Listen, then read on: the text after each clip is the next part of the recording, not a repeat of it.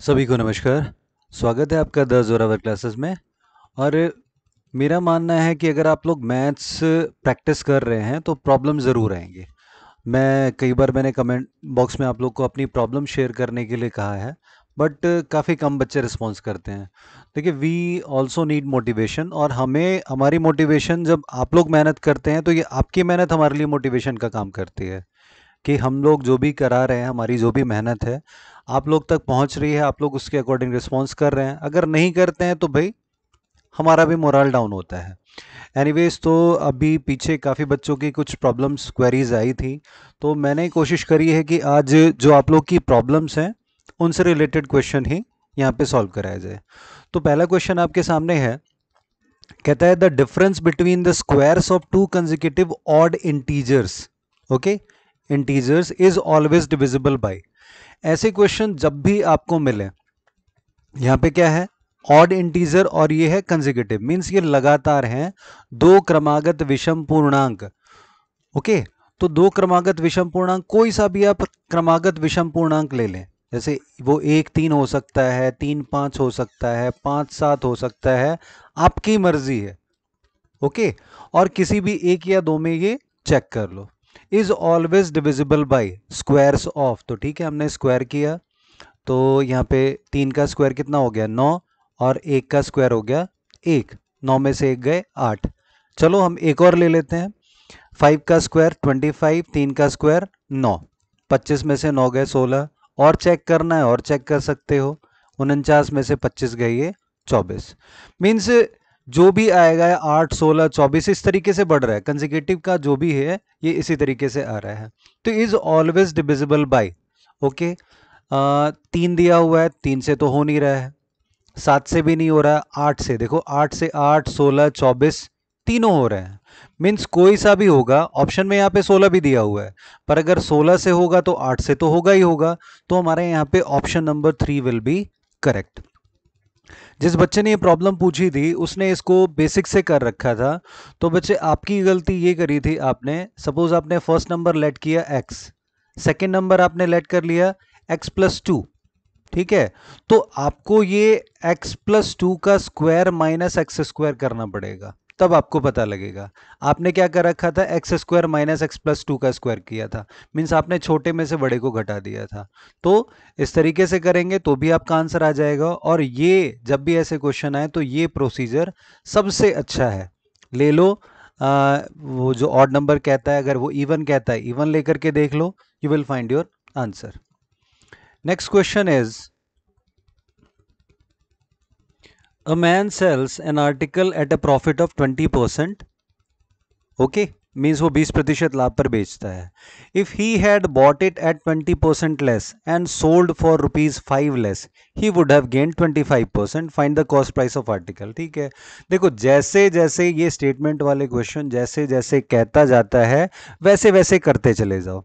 पहले क्या है, a man sells an article at a profit of 20%, तो इसके लिए हमें क्या चाहिए, सबसे पहले तो कॉस्ट प्राइस चाहिए, तो let CP be X, cost price हमने एक्स मान लिया, ये एक्स हो गया।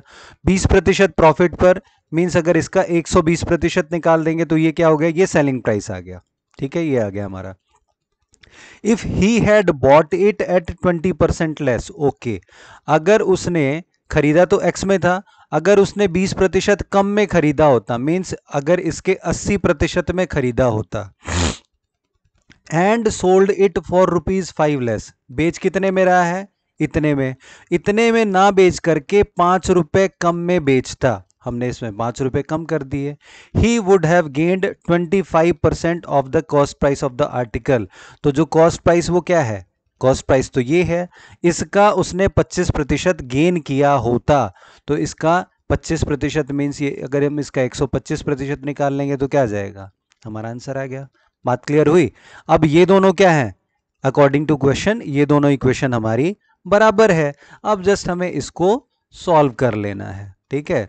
तो देखो ये 25 पंजे 125, 25 चौके 100, 20 चौक 80, 20 पंजे 100, 4 से 4 गए, 5 से 5 गए, यहाँ पे हमारा बच गया x, ओके, इसको हम इधर ले आएंगे, बस ये इक्वेशन है, या तो इसको भी कर लेते हैं, 6x/5 माइनस एक्स इक्वल्स 5। तो ये 5 एलसीएम आ जाएगा, 6x minus 5x means x upon 5 equals 5। तो x की वैल्यू क्या आ गई? 25 आ गई।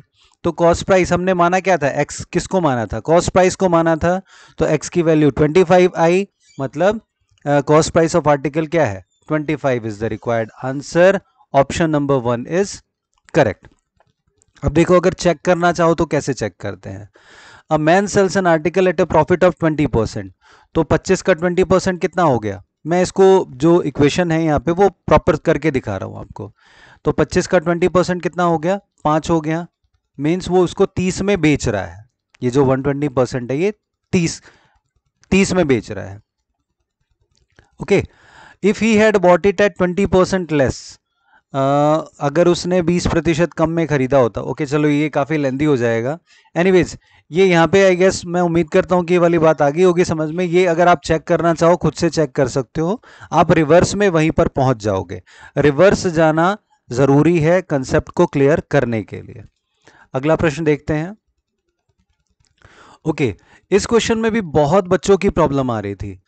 कहता है 2 vessels A and B contain spirit and water in the ratio 3:5 and 3:2। देखो, सबसे पहले ये जो चैप्टर है ये दो तरीके के मिलते हैं। इसमें लिखा रहता है मिक्सचर एंड एलिगेशन।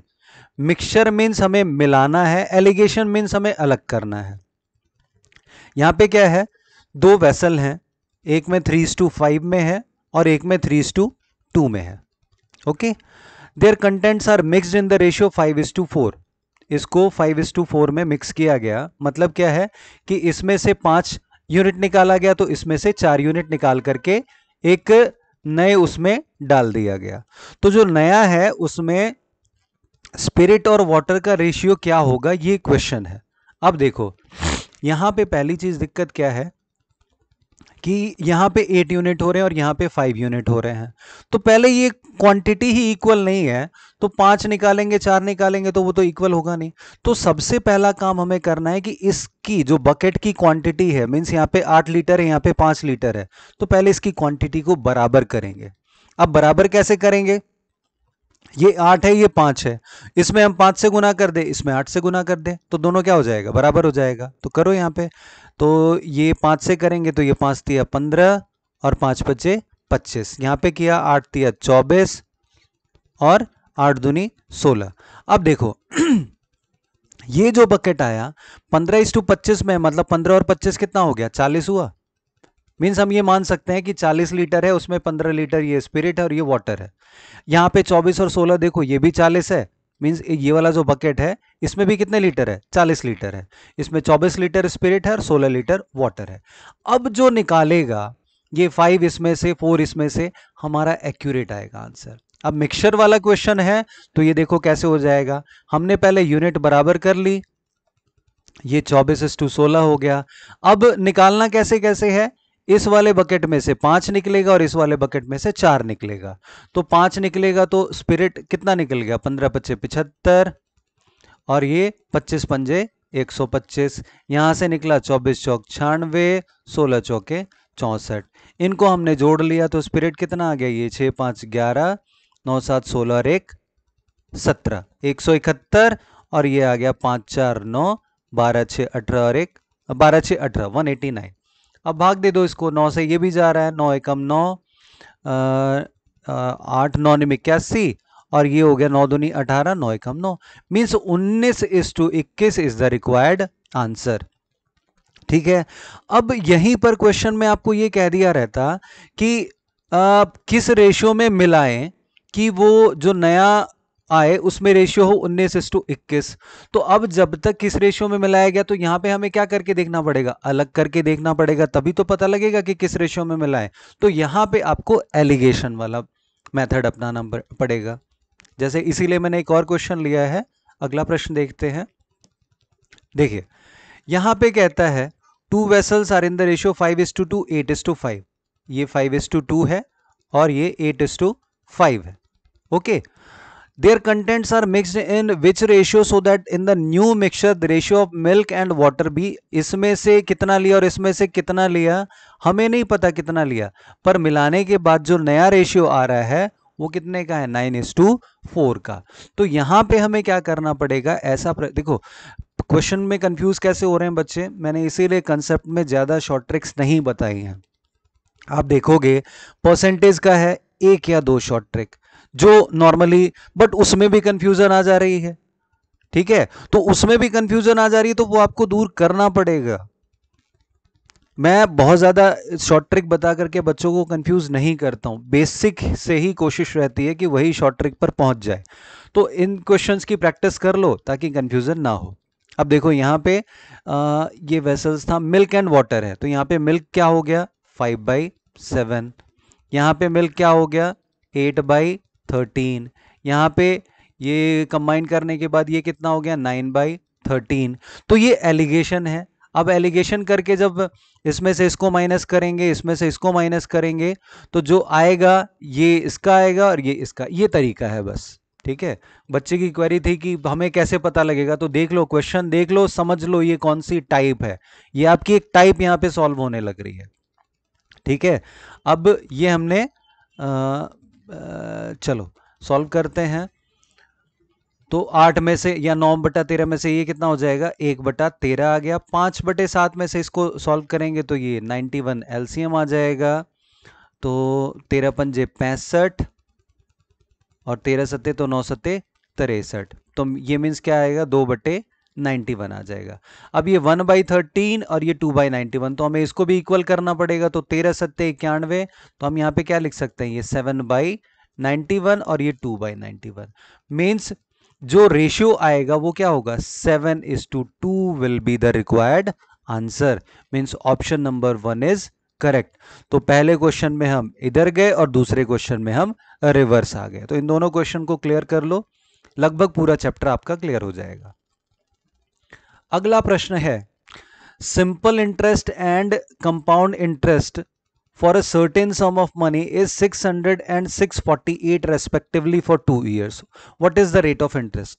हमें यहाँ पे रेट ऑफ इंटरेस्ट निकालना है। अब देखिए सिंपल इंटरेस्ट जो होता है वो हर साल का बराबर होता है। अगर एक साल का 100 रुपये तो अगले का भी 100, अगले का भी 100, ये इस तरीके से चलेगा, राइट। तो यहाँ पे 2 साल का सिंपल इंटरेस्ट कितना दिया हुआ है 600, मीन्स दोनों साल का ये क्या रहा होगा 300 और 300। यहां तक बात क्लियर? अब देखिए कंपाउंड इंटरेस्ट, एक प्रॉपर्टी बताई थी मैंने कि सिंपल इंटरेस्ट और compound interest for the first year always equal. Second year में जो बढ़ता है वो क्यों बढ़ता है, क्योंकि उसके प्रिंसिपल में वो जो इंटरेस्ट है जो फर्स्ट ईयर का वो ऐड हो जाता है, इस वजह से वो कंपाउंड इंटरेस्ट बढ़ता है। तो ये जो 48 रुपीज बढ़े, ये किसकी वजह से बढ़े, इस 300 रुपीज की वजह से बढ़े। ओके, तो 300 का कितना प्रतिशत है 48, तो 16% है। तो 16% इज द रिक्वायर्ड आंसर। अब यहां पे क्वेश्चन पूछ लेता है कि प्रिंसिपल क्या है, तो हम यहां पे हमें रेट ऑफ इंटरेस्ट मिल चुका है 16, तो किसका 16%, 300 है, वहां पे प्रिंसिपल आ जाता। आई होप क्लियर हो गया होगा आप लोगों को। चलिए अगला प्रश्न। ओके, ये थोड़ा कंफ्यूजिंग क्वेश्चन लगा था काफी बच्चों को। कहता है in a test A scored 10% more than B. Okay, यहाँ पे 3 है, ए बी और सी। ए ने बी से 10% ज्यादा स्कोर किया, B scored 5% more than C, C scored 300 marks out of 400। तो सी के कितने मार्क्स आए हैं 300 out of 400, means 300 out of 400 means 3/4। 3/4 का मतलब क्या होता है 75%। तो सी ने कितना स्कोर किया है 75%। अब यहां पे क्या कह रहा है बी स्कोर्ड 5% मोर देन सी। तो अगर सी के 75 है तो बी के कितने हो गए 80% हो गए। ए स्कोर 10% मोर देन बी, अगर बी के 80% है तो ए के कितने हो गए 90% हो गए। देन एज मार्क्स आर, अब ए का मार्क्स हमें निकालना है। अरे तो डायरेक्ट निकल जाएगा क्योंकि मार्क्स तो टोटल है 400, इसने ए ने 90% स्कोर किया है, तो 400 का 90% will be equal to 360। Option number 4 will be correct. Let's move on to next question. Okay, इस क्वेश्चन के लिए बच्चे की क्वेरी थी कि इसको जल्दी से जल्दी कैसे करें। देखिए एक तो ना कैलकुलेशन पे थोड़ा ध्यान दो आप लोग। वैदिक मैथ मैंने कई बार कराया है, मैं कई वीडियोस में बोलता हूँ कि बच्चे आप लोग वैदिक मैथ की 2 वीडियोस हैं, मैंने कैलकुलेशन पे बता रखा है, नहीं देखा है तो जाकर के देखें, आप लोग सर्च करें वैदिक मैथ पार्ट 1 पार्ट 2, वहाँ पे कैलकुलेशन। वो ज़रूरी क्यों है? क्योंकि 2 से 3 क्वेश्चन ऐसे देखने को मिल रहे हैं जहाँ पे कैलकुलेशन हमारा बहुत सारा टाइम बचा लेगी। अब देखिए 89% ऑफ, ये क्वेश्चन मार्क हमने एक्स ले लिया, इसको तो देखो सॉल्व करना ही पड़ेगा, कहाँ कहाँ बचा सकते हो। 365 माइनस करना है, तो माइनस करना है तो क्या वही ऐड करने वाला तरीका अपना लो। ठीक है, 1075, ये क्या आएगा 0.22 तो आएगा ही। 65 में कितना जुड़ा 10 जुड़ा, ये 75 हो गया। 3 में कितना जोड़े 10 हो जाएगा, ये 7 हो जाएगा। इस तरीके से जो ये एडिशन वाला जो तरीका है आप इसमें बड़ी आसानी से लिखे बगैर भी कर सकते हो। अब ये आ गया, अब ये 100 इधर जाके क्या हो जाएगा मल्टीप्लाई हो जाएगा, तो 71022 इसको किससे डिवाइड करना पड़ेगा 89 से, तो कर दो इसको 89 से डिवाइड। 9×8 = 72, 8 बारी में नहीं जाएगा तो इसको 7 बारी में लेके जाएंगे, तो 7 निम 63, 3 7 8 56 और 6 62। ठीक है, तो 3 और 7 10, हासिल 1, 3 और 8 11, ये हो गया 872 आ गया हमारा। अब ओके, अब 9 निम 81, देखो 9 निम 81 और यहाँ पे 9 कम है तो लगभग वो एक बराबर ही आता चला जाएगा, तो हम इसको डायरेक्ट 9 से लेकर के जाते हैं। तो 9 निम 81, 8 9 72 और 8 कितना हो गया, ये 80 हो गया।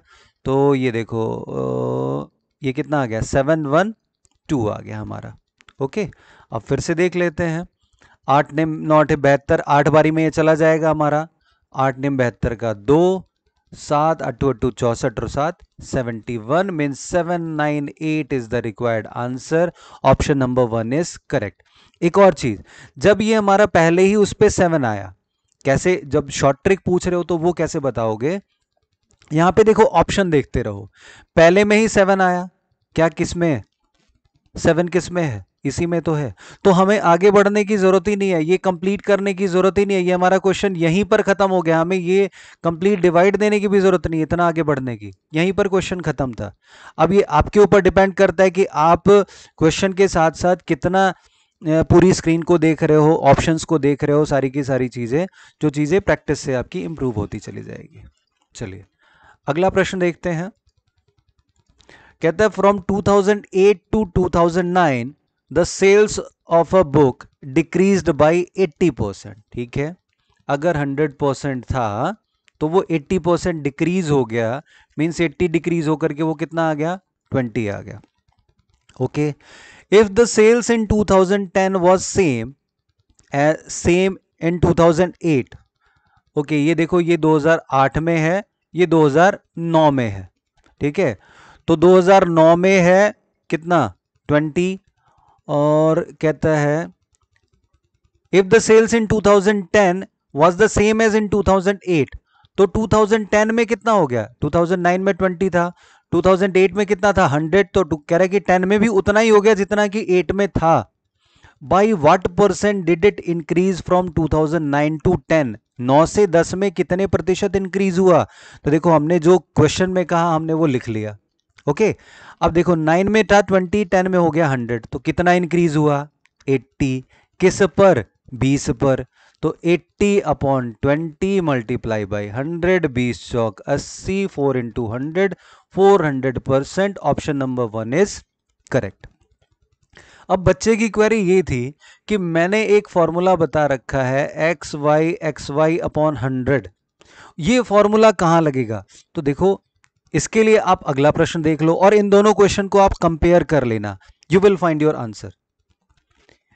ये मैंने सेम क्वेश्चन लिया है, इसमें कहता है कि 2008 से 9 के बीच में sales of books decreased by 80%। Okay, means अगर 100 था तो वो 80% डिक्रीज होके 20 हो गया, and from 2009 to 10 it increased by 400%, जो वो घटा और फिर वही बढ़ा, वहां पे क्या है प्रश्न में और यहां पे क्या है, ये देखो एक पहले ये डिक्रीज हुआ, फिर उसकी जो सेल्स थी 400% इंक्रीज हो गई, तो ओवरऑल इंपैक्ट क्या पड़ेगा, तो plus minus minus 80 into 400 upon में 100, ये गया, ये -80 प्लस 400 और ये माइनस का 320 80 400, ये क्या आ गया 0%, means no impact.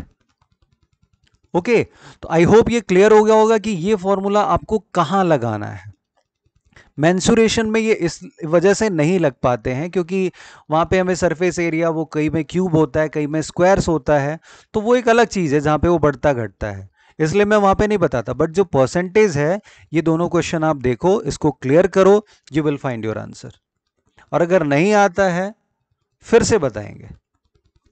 Next question is, if the price of fruit is decreased by 30%, ये भी देखो सेम ही है, price of fruit is decreased by 30%, price 30% decrease हुआ, सेल्स इंक्रीज हो गया 40%।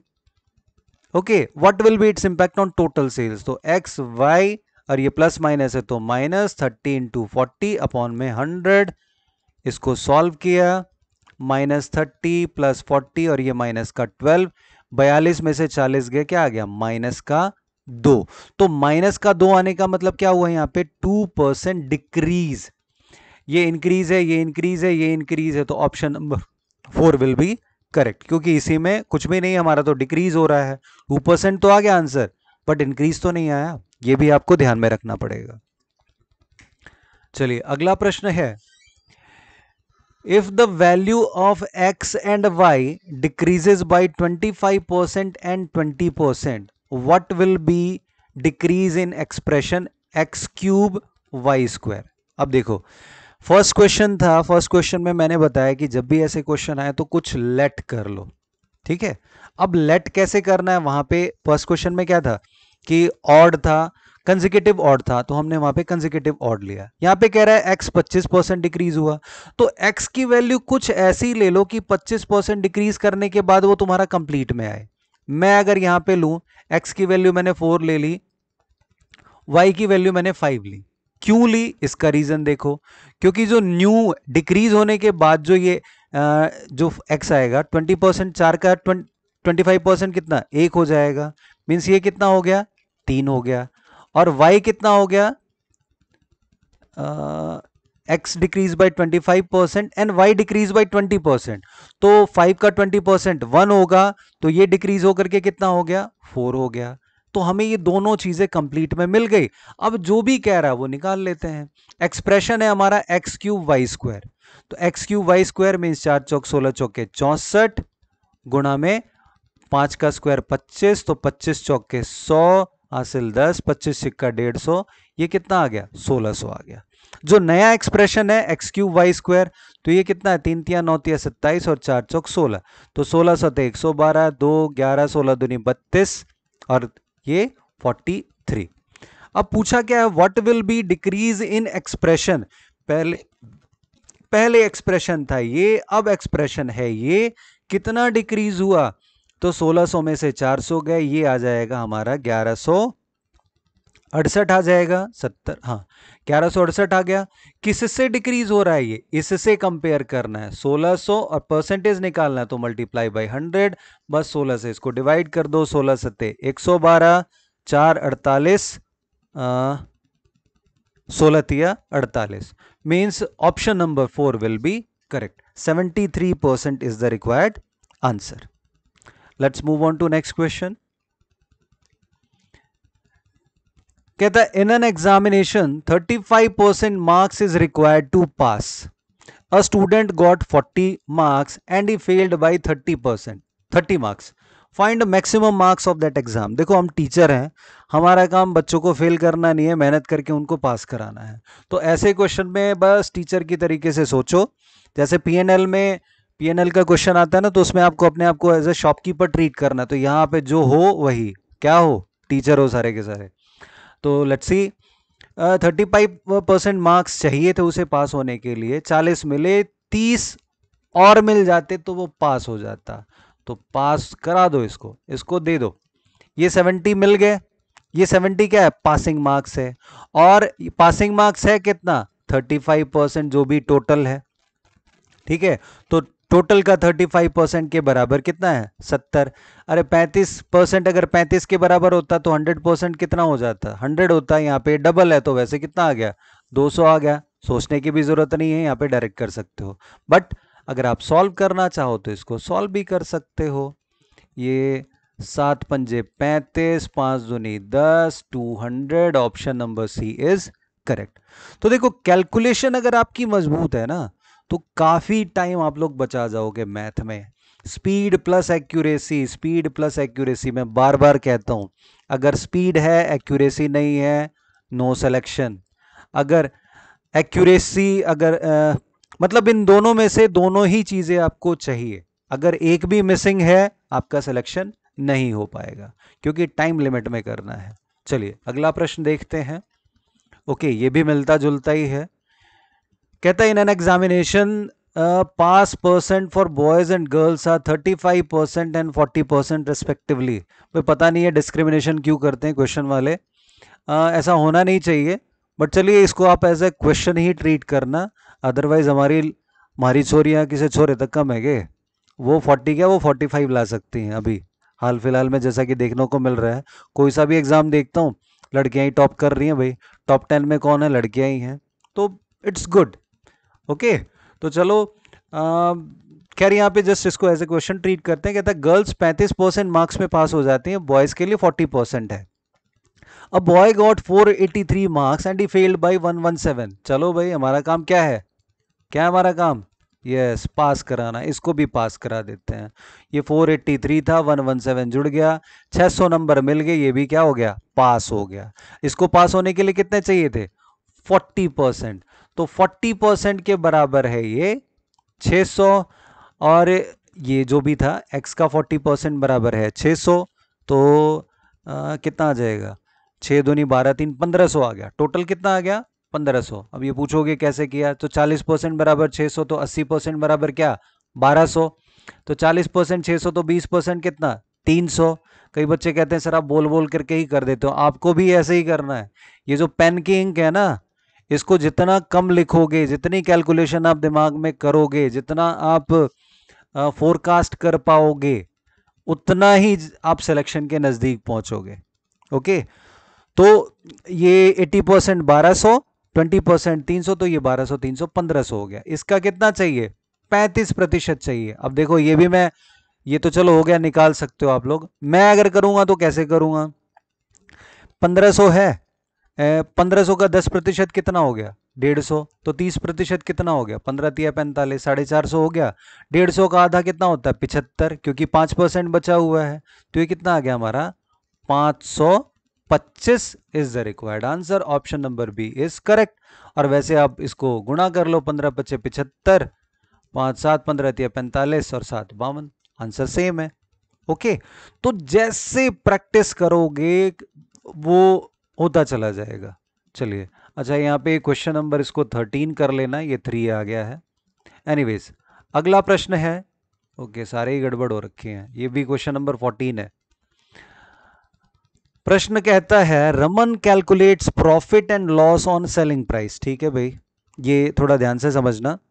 रमन जो वैसे प्रॉफिट एंड लॉस किस पे कैलकुलेट होता है, हमेशा हमारा जो इन्वेस्टमेंट अमाउंट होता है मेन सीपी होता है उस पे, बट ये महाशय कुछ अलग प्रकृति के हैं, ये सेलिंग प्राइस पे कैलकुलेट करते हैं। रजत सही है भाई, वो कॉस्ट प्राइस पे ही करता है। रमन को लॉस हुआ 16.66% का ऑन सेलिंग आर्टिकल, जबकि रजत को 50% का प्रॉफिट हुआ।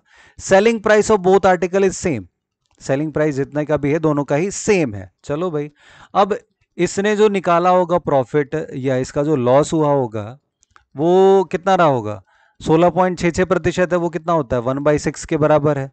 तो 1/6 के बराबर होगा ये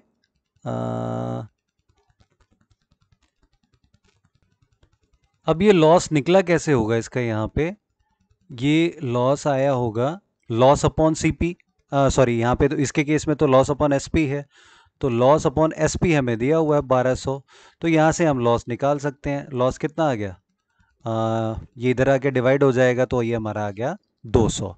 मीन्स इसने खरीदी कितने में थी, 1000 में। यहाँ तक बात क्लियर होगी। सेलिंग प्राइस है 1200, लॉस हो गया 200, तो इसने खरीदी कितने में थी, इसमें से माइनस किया, 1000 में खरीदी थी।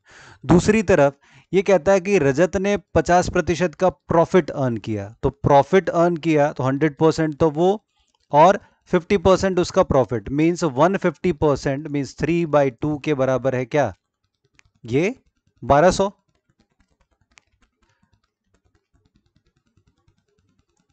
या अगर मैं इसको कहूँ 50% प्रॉफिट है, ओके मैंने यहाँ पे ये निकाल दिया, मैं इसको ऐसे कर लेता हूँ, 50% प्रॉफिट है, वो 50% का मीन्स 1/2, वो कैसे निकला होगा, प्रॉफिट अपॉन सीपी। ये बात भी बात क्लियर हो गई, जैसे यूनिफॉर्म कर दिया मैंने, ठीक है, ये मैं थोड़ा शॉर्ट ट्रिक में जा रहा था। जैसे यहाँ पे ये प्रॉफिट सॉरी लॉस परसेंट निकला था, लॉस परसेंट कैसे निकलेगा, लॉस अपॉन एसपी, क्योंकि यहाँ पे इसने एसपी लिया हुआ है। इसी तरीके से यहाँ पे प्रॉफिट परसेंट कैसे निकलेगा, प्रॉफिट अपॉन सीपी, क्योंकि इसने रजत ने तो सीपी लिया हुआ है।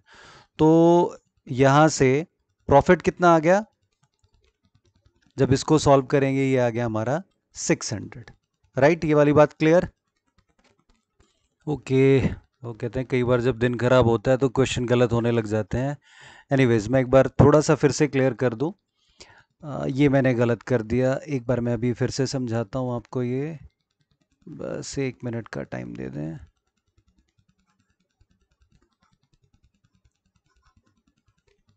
कहाँ गलती हुई है मैं वो भी बताता हूँ। ये तो क्लियर हो गया हमारा यहाँ पे कि इसने बोला कि 16.66% का लॉस हो रहा है उसको, वो हमने क्या करा, और वो लॉस उसने निकाला था एसपी पे, तो लॉस अपॉन एसपी इसके बराबर आ गया, यहाँ से हमारा सीपी आ गया, लॉस आ गया, ये वाली बात क्लियर। बट यहाँ पे ये मैंने जो गलती करी थी, ये अपॉन में 1200 ले लिया था, होना क्या है यहाँ पे प्रॉफिट अपॉन सीपी, और ये जो 1200 इसने दिया हुआ है ये क्या दिया हुआ है, एसपी दिया हुआ है, तो ये बस गलती थी। तो देखिए ध्यान दें, एसपी तक कैसे पहुंचेंगे, जो भी सीपी रहा होगा उसी का 150%, फिर उसी का 50%, तो 100% तो वो और 50% वो, x प्लस एक्स का 1/2 करेंगे तो ये सेलिंग प्राइस निकल जाएगा, और सेलिंग प्राइस कितना है, 1200 है। तो यहाँ पे इसको जोड़ेंगे 3/2 इक्वल 1200, तो ये x की वैल्यू क्या आ जाएगी, ये 12 दूनी 24, और ये तो ये आ जाएगा हमारा 800 रुपये। देखो वैसे भी सॉल्व कर लो तो 800 का 50% कितना हो गया, 400, तो ये प्रॉफिट इसमें जुड़ जाएगा 1200, मीन्स हमारी इक्वेशन सेटिस्फाई होगी। अब देखो रमन ने खरीदा था 1000 में, बेचा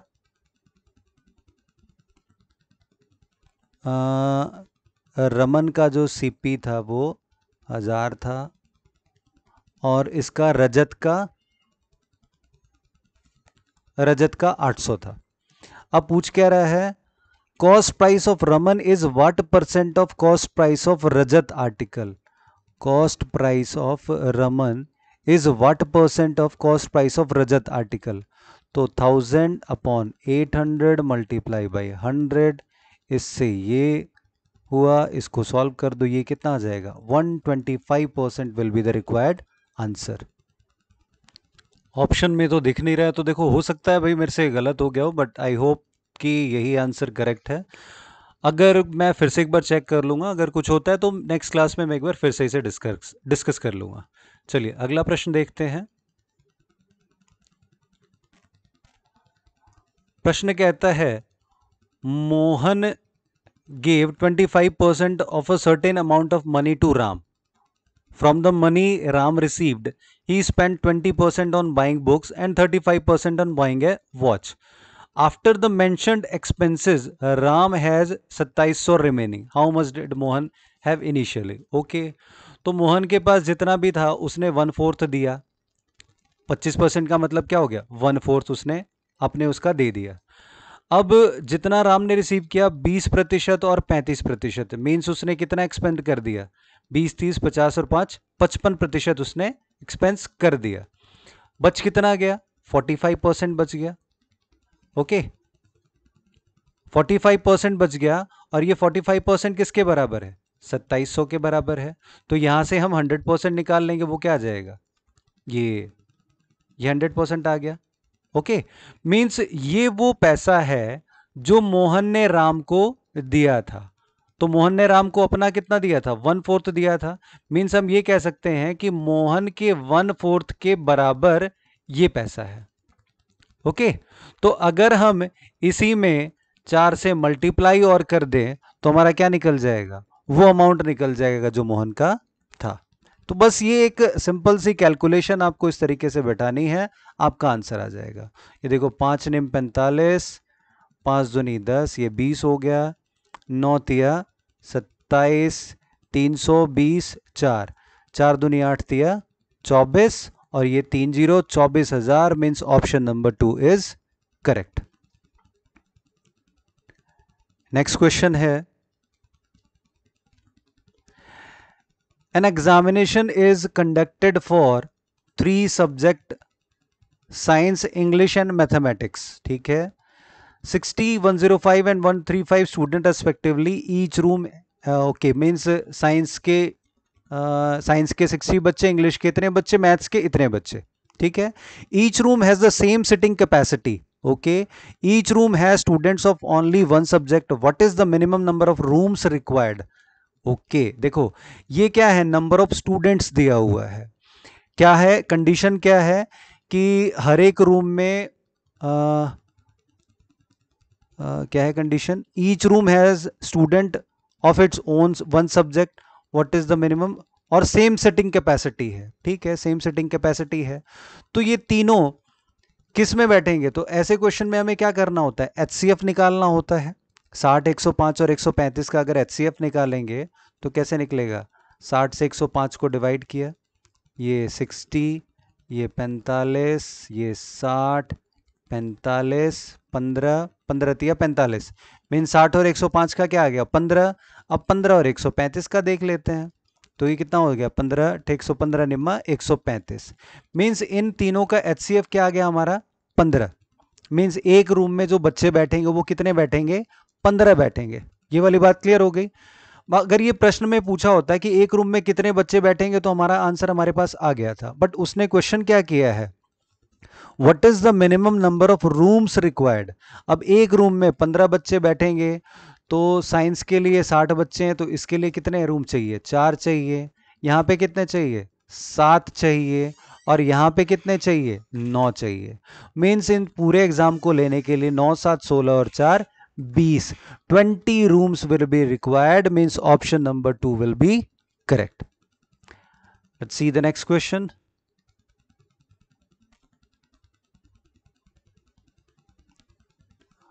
अगला प्रश्न है, कहता है कि a student mark was wrongly entered as 108 instead of 98, मतलब करना था 108, नहीं सॉरी, इंस्टेड ऑफ 98 मीन्स करना था 98 और उसने कर दिया कितना 108। Due to this mistake the average marks of class got increased by 1/5, total number of student in the class is equal to. अब देखो 1/5, जैसे टोटल नंबर हम लोग एवरेज कैसे निकालते हैं, टोटल मार्क्स या कुछ भी रहता है, या टोटल यहाँ पे मार्क्स ही है, अपॉन में टोटल स्टूडेंट, ओके। इसके बाद ये क्या निकल के आता है, हमारा एवरेज निकल के आता है। उसने हमें दिया कि सिर्फ इस 10 नंबर की बढ़ोतरी, यानी कि ये जो 10 नंबर बढ़ा, एवरेज में कितना इंक्रीज हो गया 1/5 हो गया। तो कैसे निकलेगा, जब ये सिर्फ बढ़े हुए का एवरेज अगर हम निकालेंगे तो टोटल मार्क्स कितना बढ़ा है 10, टोटल बच्चे कितने थे हमें नहीं पता, एवरेज में कितना बढ़ गया 1/5, तो ये इक्वेशन आ गई हमारी। ये हमारा क्या है टोटल स्टूडेंट्स है, तो बस यहां से x की वैल्यू निकाल लो, ये क्रॉस में मल्टीप्लाई, 10 5 जा 50, हमने ये टोटल नंबर ऑफ स्टूडेंट माना था, तो कितने बच्चे हैं क्लास में, ऑप्शन नंबर 3 इज करेक्ट। और बेसिक से अगर आप लोग निकालना चाहें तो वो आप लोग निकाल सकते हैं। तो देखिए मैंने आज जो यहाँ पे लिया था ये सारे आप लोगों की प्रॉब्लम्स थी, अगर किसी बच्चे की रह गई हो, मैं ना कर पाया हो, या ना यहाँ पे इंक्लूड है, कोई दिक्कत नहीं है, आप फिर से मुझे मैसेज करना, मैं वहाँ पे आप लोग को जो भी प्रॉब्लम होगी अगली क्लास में कोशिश करूँगा फिर से उसे सॉल्व कर दूँ। वन मोर थिंग, कोशिश करना कि जो कंसेप्ट मैंने एक बार बता दिया ना उससे रिलेटेड क्वेश्चन, ठीक है एक दो कर सकते हो अगर टफ है तो, पर बार बार वो सेम क्वेश्चन रिपीट मत करना। एक बार मैंने कराया उससे रिलेटेड क्वेश्चंस कर लो, उनको क्लियर कर लो, थोड़े दिन यहाँ पे पूछ लो, मैं बता दूंगा, इस तरीके से कर लो कि फिर वैसे क्वेश्चन नहीं, क्योंकि सिलेबस भी हमारा ज़्यादा है, कवर करना है, तो प्रॉब्लम जेन्युइन जो हमारा केवीएस से रिलेटेड है उतने पे ही स्ट्रिक्ट रखना। क्योंकि कई बच्चे मैं देख रहा हूँ एसएससी सीजीएल देखो अगर वो एसएससी सीजीएल के लिए आओगे तो मैं वैसा पढ़ाऊंगा, फिर मैं इस तरीके से नहीं, वो मैं बिल्कुल अलग लेकर के चलूंगा। बट ये यू वो पीपल विल नॉट बिलीव कि सिर्फ केवीएस से स्ट्रिक्ट रहने के लिए हमें कितनी मेहनत करनी पड़ती है, कि भाई थोड़ा बहुत तो ज़्यादा दे पर इतना भी नहीं, बाकी उनकी तरह हम लोग ना करें कि कोई सा भी एसएससी का सिलेबस हम आप लोग को केवीएस का नाम दे करके हम आप लोग को चिपका दे। तो आप लोग भी strict to the KVS syllabus रहें, जो उससे रिलेटेड जो भी प्रॉब्लम होगी वो मैं आप लोग की सॉल्व कराऊंगा। Okay, thank you for today.